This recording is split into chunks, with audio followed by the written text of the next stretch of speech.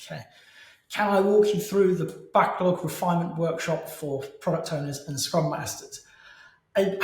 Yes, but it's going to be different. Doesn't matter what I say, I almost guarantee that whatever we do together is going to be different, because the whole point of a workshop is we're dealing with the reality. So how would I expect to turn up? Well, not how would I expect to turn up, because what I expect is to come in with an agenda and throw it out the window within 15 minutes. What we're going to do, though, is we're going to come in. You're going to bring your backlog. I'm going to bring a me, and I will bring all the stuff that I think I'm going to need. That might be training decks. That might be some exercises, because we're going to have had a little chat beforehand to understand where you are. Okay. So what we're going to do in this workshop is sit down. First of all, we're going to have a chat about your refinement. Okay. Let's start at the basics. What is it that you do? And then we're going to kick off. And I'm going to let you run that refinement session. Okay. Let you get started, you and your team having a conversation about whatever it is in your backlog. You're right, Dan. Sorry, Mr. Mac, to interrupt you here, but this is a public one. A workshop. Yes, this is a public one where 20 Scrum Masters would sign up. Maybe even 4 or 5 product owners and say, well, I know nothing about product backlog refinement. I just don't know if you could do a public one.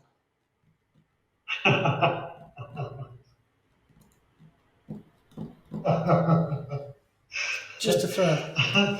I just saw your face and I was like, he means a public one. And so the reason being, it's still recording, the reason being that any backlog that was brought, you'd have to rely on them bringing a real backlog.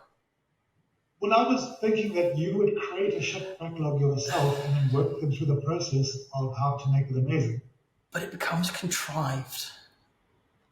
Well, the second you've done one of it, then it's just not contrived anymore. It's just same as a deck. It's the same as just working through. Look, there is some initial work. Do I understand this? Yes, I do, and I appreciate it. And let's just say you created a shipped product backlog. Yeah. And you worked out through this exercise how by the end of this workshop, it would be fucking amazing. You only have to do it once, because in the future workshops, you're just running through the same process. Oh, well, yeah, I never do anything once. It get iterated onto hell and back.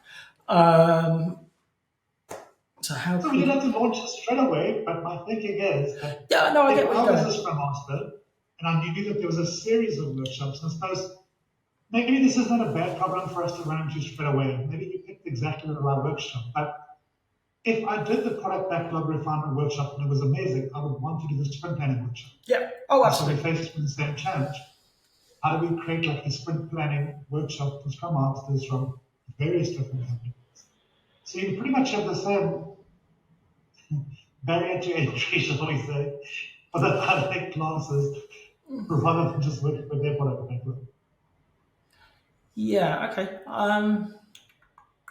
Yeah, okay. Oh, we're still recording. So can you just ask the question again so that I have a clue? Can you walk us through the product backlog refinement for Scrum Masters and product owners, the public class? What does the public class of the product backlog refinement workshop look like? One for product owners and Scrum Masters. Well, each one's going to be different. Okay, that's the thing. So it doesn't matter what the agenda is. We're always going to tailor to the people there, because you've all got different experiences. You've all got different backlogs. Okay. Obviously, I'm not going to ask you to bring your own backlog. So I've created one. I've gone out of my way and used a lot of experience of bad backlogs and built one. Okay. It's not good. You know that. I know that. But what we're going to do is, through a series of workshops, we're going to introduce tools and ideas, and we're going to play around with this. So starting off, we're going to understand where you are. So I'm going to give you a backlog, and I'm going to ask you to go through it and talk to me about what you see, what you like, what you don't like. Okay. You won't like it. Don't worry. I won't take offense. And then we're going to start refining it. Okay. So as a cohort, we're going to sit down over a series of workshops, and we're going to look at different ways of doing the work. The aim being, at the end of 3 or 4 sessions, we've got a good backlog. It's ready to go. We've got a good understanding of what's asked for, how to do it. Of course, has popped in, though we know refinement is about the what and the why. but I'm still a developer, and in the back of my mind, I'll still be thinking, how do I solve this problem? As will many of you. So we're going to be focused on the what and the why, but of course the how is going to be ticking through there as well. We've got a good backlog. Each item is independent. It's understood. It's valuable. It's estimated. We have all these things that we look for. It's testable. It's one of the things that I often see is there's no way of checking whether or not this thing's a thing. Okay? How do we get all of those aspects coming through in the backlog? So step by step, the series of workshops is going to take you from a pretty shoddy backlog to something that's amazing, something you can be proud of.